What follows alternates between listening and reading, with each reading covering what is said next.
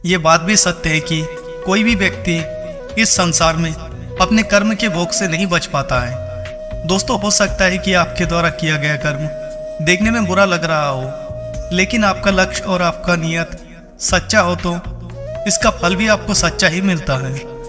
वर्तमान में जिन कर्मों का फल हमें नहीं मिलता है, उन्हें भोगने के लिए वो आत्मा नई शरीर का धारण करती है और अपने कर्मों का फल अपने नए जन्म में भोग करती है। इसी को कहते हैं कर्म का फल। तो चलिए इस कहानी के माध्यम से जानने की कोशिश करते हैं। बहुत समय पहले की बात है, हिमगिरी नाम का एक राज्य हुआ करता था। वो राज्य बहुत ही मनमोहक और सुंदर था। उस राज्य का जो राजा था, उनका नाम कुमार था।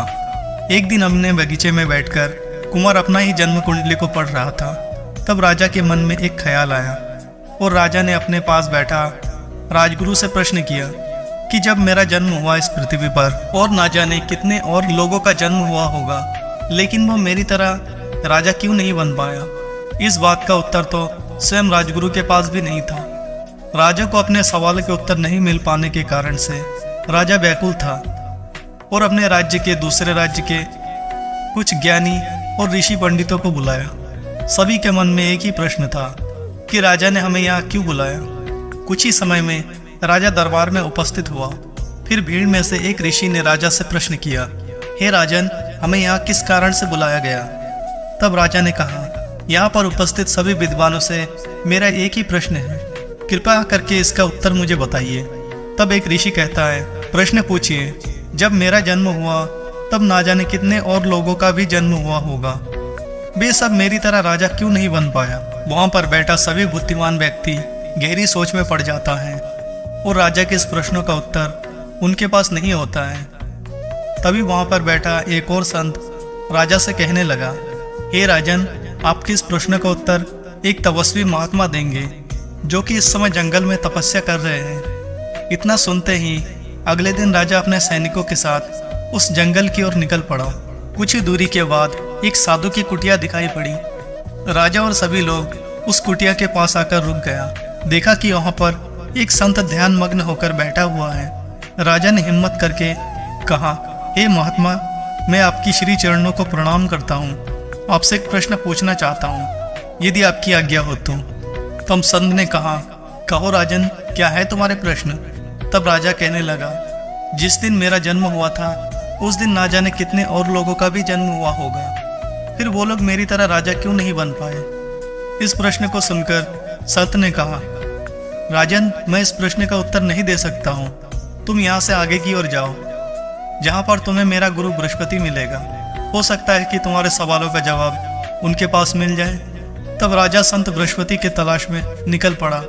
कुछ दूरी तय करने पर राजा को एक संत दिखाई पड़ी जो मिट्टी को खा रहा था। राजा ये देखकर हैरान हो गया और जैसे तैसे हिम्मत करके संत से अपना प्रश्न पूछने लगा। फिर संत क्रोधित होकर कहता है, चले जाओ यहाँ से, मेरे पास तुम्हारे सवाल का कोई जवाब नहीं है। लेकिन वो संत राजा के व्यवहार को देखकर उसे एक युवा संत के बारे में बताते हैं, तुम यहाँ से सीधे आगे की ओर जाओ, जहाँ पर तुम्हें एक गांव मिलेगा। हो सकता है कि तुम्हारे सवाल का जवाब उस गांव में मिल जाए। तब राजा उस संत की तलाश में आगे की ओर बढ़ने लगता है। चलते चलते राजा को वो गांव भी मिल जाता है और पता करने पर वो संत भी उन्हें मिल जाता है। लेकिन वो संत बहुत बीमार होता है और राजा अपना सवाल उस युवा संत से पूछ लेता है। तब वो युवा कहता है, हे राजन, आप और हम पिछले जन्म के 4 भाई थे। एक बार हम चारों भाई एक जंगल में भटक रहे थे और हमें यहाँ पर कई दिन बीत चुके थे। हमारे पास खाने को थोड़ा सा चावल ही था और उसे हमने पका लिया। लेकिन जैसे ही हम चारों भाई उस खाने को खाने बैठा तो हमारे पास एक भिक्षुक आया और हमसे भोजन मांगने लगा।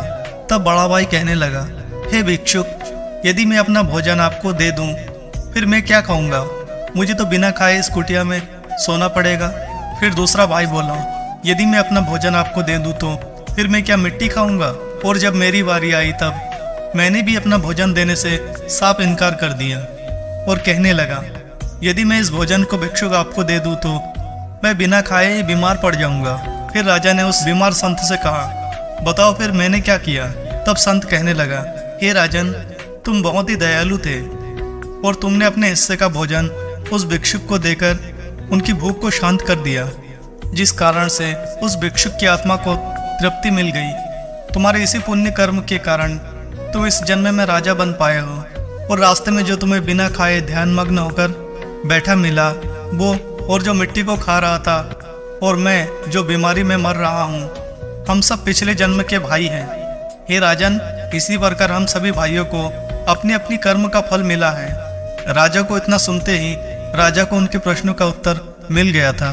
दोस्तों, वीडियो पसंद आई है तो वीडियो को एक लाइक, चैनल में नए हो तो चैनल को सब्सक्राइब कर लेना। मिलते हैं एक और नई रोचक कहानी के साथ।